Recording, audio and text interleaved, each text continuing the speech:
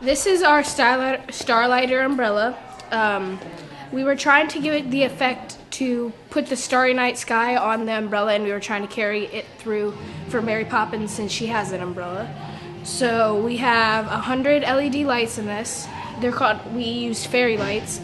15 of them blink, so like the stars, and 85 stay lit at all times because some of them are lit and some of them are blinking. So the circuit, we have 3 1.5 volt batteries, which is in a 9 volt battery. So we opened a 9 volt battery and there were 6 1.5 volts, and we dug a little trough through this so we could set them in, and we ran a wire throughout the umbrella to the top of it up here. And if I turn this one on, it'll turn on the steady lights. That's 85 lights, and then if I flick this switch, it will turn on the blinking ones. Is it? Okay. And that's pretty much it, but we thought it would be cool to use the umbrella to carry out the theme through Mary Poppins. Hello, my name is Desmond Freeman, and I helped work on the painting for Mary Poppins where Bert goes and he pulls out a flower for Mary. So what I did was I took, plexiglass, and I screwed it onto a wooden frame. And what I have behind this frame is I believe it's a piece of cloth that's pulled tight, so when the flowers are removed from the painting, it'll look like there's a blank white canvas behind it. So the flowers essentially disappeared out of the picture into Bert's hands. So this painting was graciously painted for us by Miss McCabe, and that's all I need to explain.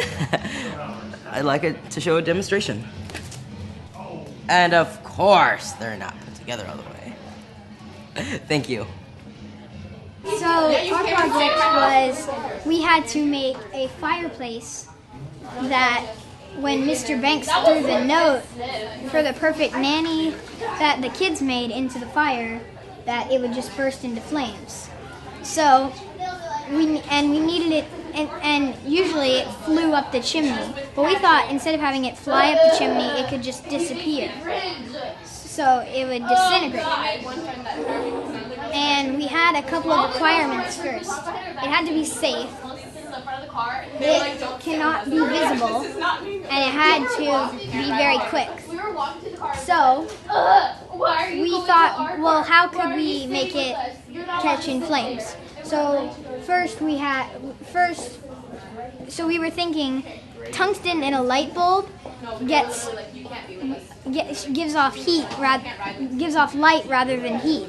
And we needed a wire that would give off heat rather than light. So we found nickel-chromium wire, and so it's nichrome wire, and we thought, well, what would burn really fast? So we got flash paper, and it has an ignition point of 340 degrees, and it burns with no ash and no smoke, and it's very bright. So if it were to miss one of the wires when he threw it in, it would hit the net and rock to one side and hit the wire and catch in flames. So Adam Sipp, you just met a few of my students from STEM to Stage, which is a class that I teach, where we take some of sort of these visions that the director has, and without any pre-scripted plan, we kind of think through, wouldn't it be cool if, and then we walk through some different design approaches, everything from quadcopters to you name it, to uninvented physics. And then what I do is I teach them the underlying principles of science, technology, engineering, math, just in time for whatever it is we're trying to apply. So we just saw a few things that are in the show. I got a couple more for you here. So first one is Mary's trick bag. So she has 2 bags in the show. This one comes out first, and the point of this bag is twofold. So it has inside, you see it has a trap door that's held up by a ribbon, which was actually Mary Poppins' idea, because the first design approach kept getting snagged on things. But the reason it's tied shut and not just an open bottom is because part of selling the effect is sort of what I call there's nothing up my sleeve. So one of the things that you've seen in the show is that Mary goes right out on stage, right in front of everybody, and pulls something impossible out of this bag, which is right behind me here. So this coat rack, which clearly does not fit in this bag, comes out. And this because this is telescoping. So this little guy fits right in here. And then with some sleight of hand, whoops, that I'm not good at, Mary manages to pull this thing gracefully out of the bag. Everyone thinks, oh, well, then there must not be anything tricky going on with that bag because it was right where I could see it. And then the bag goes off to sit on a shelf, which I can show you in a second here. This is one of those ideas that was right until Tech Week till we actually figured out how to do it. So I'll show you how this works. All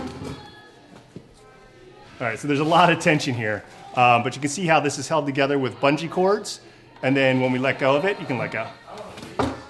It comes kind of slowly back, and that's because there's actually dampers from storm doors stuck in those same crossbars. So it's got a lot of tension in it because the actor throws his entire body weight on this thing to take it to the floor, and it goes down pretty convincingly quick, and then it has to kind of come up magically slow. So that is the big picture behind the table. On this part of the set piece, there's a couple things that had to work very closely with sets to make sure they were built in. So the first is this little half table here. It's actually built of all foam. And from a distance away, you can't tell that there's actually a trap door that marries right up with the bag. So when Mary Poppins sets this bag down in here, we actually have a little routine worked out where she pulls the ribbon loose, knocks on the door twice, and then I push from the other side this door into the bottom of the bag, and then there's a chute that I'll show you from the other side that is how she's able to pull the giant plant and everything else out. Another thing that's interesting about this is, I don't know if you can see it from your angle, but the floor here actually has a built-in bed that comes out of the floor and actually rises through the back of this bookshelf. So we'll move over to the other side and take a look at how that actually works. And so this is the back of the nursery. Underneath this blanket is the little half table I showed you. This blanket really just helps keep the ambient light off the back. You'd be surprised how many times light can give away what you're trying to do by kind of showing your secrets. So what's under here during the show is me. And you can see, here's a list of things that will come through. And here's the little mail slot. Now from the other side, you remember there's a trap door. So this is the surface of the table, which I can pop through.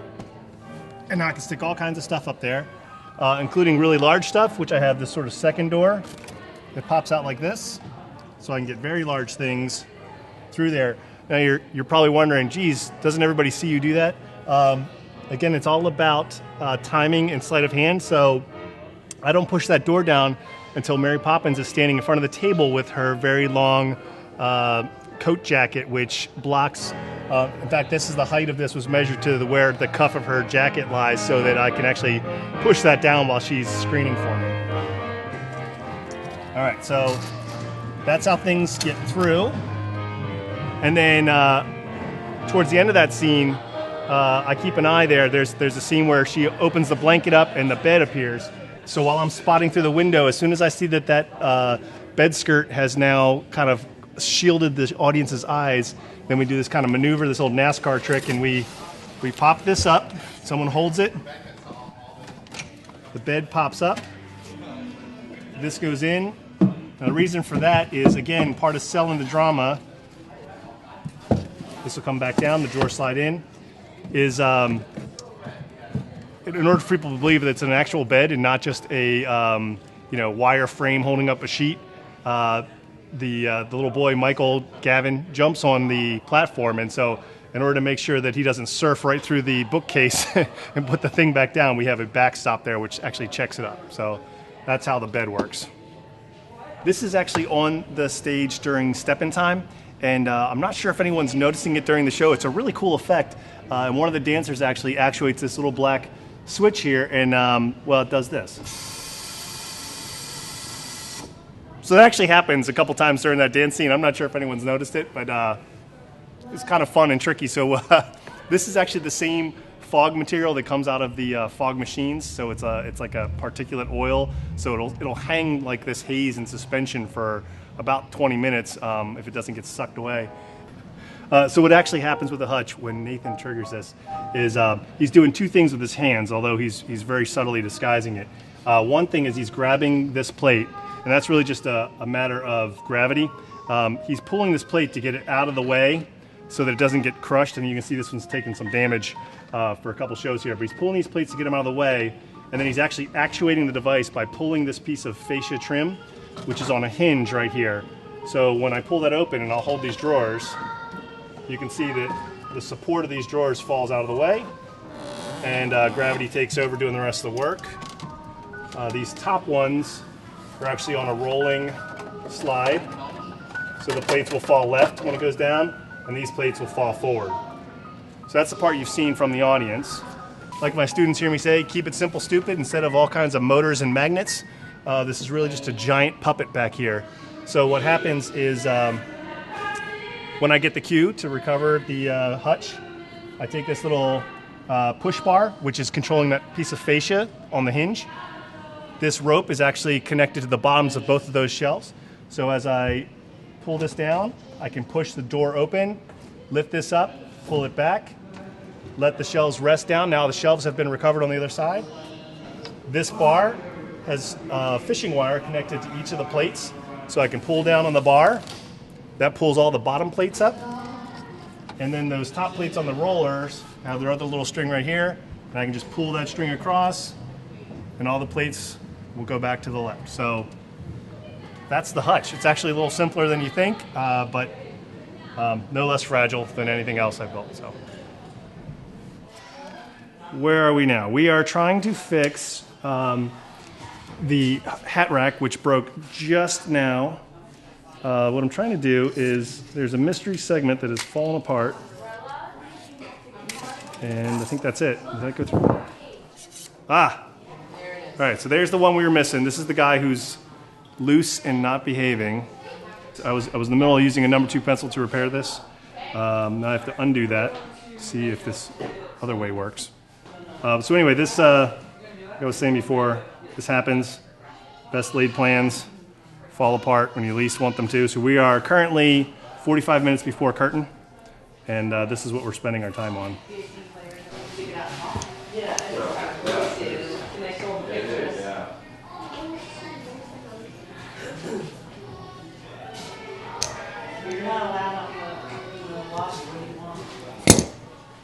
Attempt number 4. I think we have something that works here. So we can almost fully telescope. The hat rack is slightly shorter than it was. No one will ever notice. The important part is, I think, that when it collapses upon itself, which doesn't happen live on stage, so we can do it like that, its overall length, I think, is still within the size of the trick bag. I'll go check. So, and then that should extend and hold fine. In case it doesn't stand. And then you can catch it. Wonderful. All right, Jerry, it's all yours. All right, thank you. Go work with Try it. not to mess it up this time. Wait, you do it. Okay, there we go. Yeah, so that segment doesn't come any shorter. Great. Where is the bag?